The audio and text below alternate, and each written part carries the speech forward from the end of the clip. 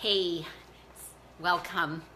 If you're a replay viewer, let me know and let me know where you're logging in from, or I guess logging in is the right word. So today I'm going to give you my 5 top tips to surviving barbecues and picnics. And I'm also going to give you one of my best, what I think is one of my best recipes, salad recipes that you can bring and fill up and enjoy, and it's really healthy. So my first tip when going to barbecues is plan ahead, right? You want to plan ahead. Like when I did my recipe that I'm going to show you in just a minute here, I planned ahead because it has some rice, and I cooked the rice earlier today because it is a salad and I want it to be cold. So I made it a little earlier. It takes about 30 minutes. It's brown rice, so it takes about 30 minutes to cook. So planning ahead is something you really want to get in the routine of doing when you want to eat healthy and live a healthier lifestyle. So that's tip number 1. Don't go to a barbecue or picnic when you're starving. Okay, so make sure to eat something healthy before you head to the barbecue or the picnic. Maybe a handful of nuts, cut out 10 to 20 almonds or some walnuts or something like that, or some cut up fruit, or some vegetables with some hummus would be another idea. But if you go and you're starving, you're gonna just eat, everything and anything, right? So keep that one in mind. And then what I've noticed over the years is that if you go later in the line, if it's like buffet type thing, if you go later in the line, the food has been picked over and it's not so appealing. So do that, go later. And then also, and this is tip number 4, fill your plate with healthy stuff first. So vegetables and whatever you bring, I'm hoping you would bring something really healthy, and fill up your plate with the vegetables and the fruit, and then you're more likely to not eat so much of the other stuff. Okay, so that's another tip.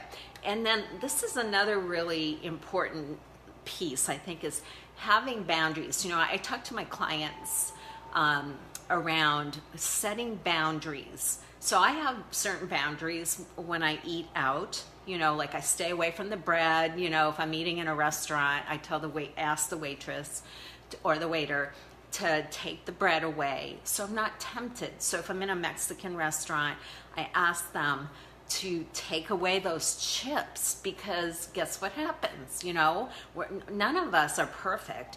So I'll sit there and I'll start eating. So we just ask them to take it away, and then I won't eat it. So you have to be vigilant, and you really want to have boundaries around eating out, eating in other people's homes, at picnics, church stuff, all of that kind of stuff. So setting some boundaries, whatever that looks like. So for me, like if I go to a picnic, for instance, I don't eat the bread, and I stay away from a lot of the, most of the sweets. I love sweets, and once I start eating sweets, guess what?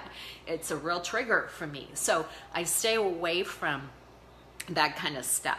So set some boundaries and get a partner if you have to, an accountability partner. So then you've made yourself accountable, and it's more likely to happen. So now, I've been doing this for a long time. I've been a health coach now for many years. I won't tell you how many, but anyway, I have been. And so, I've got some pretty good habits in place. But in the beginning, you really do want to think through, what's my goal? What's my goal with this barbecue or picnic? Do I just want to, eat anything and everything? Or do I want to eat healthy, right? If you're on a healthy lifestyle, that might be your choice. So think through those things. So it is a mindset. You really want to develop a mindset, because if you think, oh gosh, I can't eat this and I can't eat that, you know, the word can't really triggers the part of your brain that makes you get into a survival mode. Okay, so watch your languaging. I can do a whole video on that alone, but start using language that empowers you and not makes you feel like, oh my gosh, I'm suffering over here, right? So yeah, so those are my big tips. Now I'm going to show you my recipe. So my recipe, it's a black bean and brown rice recipe, and it's super simple. Now I made my own brown rice. I made my own brown rice, yes, but I also made my own black beans, okay, ahead of time. Now you could use canned black beans, but I'm not a big user. I don't really like foods like that, so I have big bins of black beans and brown rice and garbanzo beans.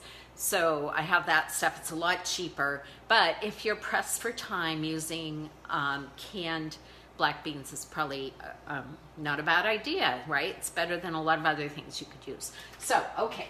So here's the equivalent of 1 can of black beans.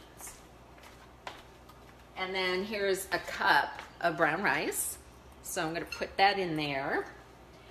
And then this is three green onions that I chopped up. Okay, there you have it. This is so easy. And then, and this is, in my opinion, this is the key ingredient, okay? It's sun-dried tomatoes. Sun-dried tomatoes makes everything spectacular, in my opinion. So this is sun-dried tomatoes. And then this is about a 1/4 cup olive oil and a tablespoon of a really good quality red wine vinegar. Now, if you've watched any of my videos before, you know that I talk a lot about the importance of the quality of the ingredients that you're using. If you're using not so good tasting ingredients, it's not going to really enhance your recipe. So be sure to use good quality ingredients. Okay, so there you have it. And then now you could use, and I'm not going to today, you could use something spicy like a cayenne pepper for a little bit of bite. And the last thing, I don't know how good you can see this here, but this is like one of my favorites. I mean, I'll eat this for lunch all by itself. And what's nice about it is because there's so much fiber in this, right? The black beans and the brown rice, it's gonna fill you up. So the rest of the stuff on that buffet table or where, picnic table, whatever it is, it's gonna be less tempting because you're filled up. So the only other thing I would say is add a little bit of cilantro. Okay, and I'm a big fan of essential oils. And I love cilantro essential oil. So you don't need a lot. If you use too much, you'll ruin your dish. So remember that. So I'm just gonna add two drops. There you go. I've gotten really good at doing that because I use it quite often. Because you know how the cilantro is, you buy it and then it goes bad so fast. And even though I use a lot of cilantro, it just seems like I can't stay on top of it and it goes bad for me. So there you have it. I put some salt and pepper in the olive oil and red wine vinegar. So this is the dish, okay? And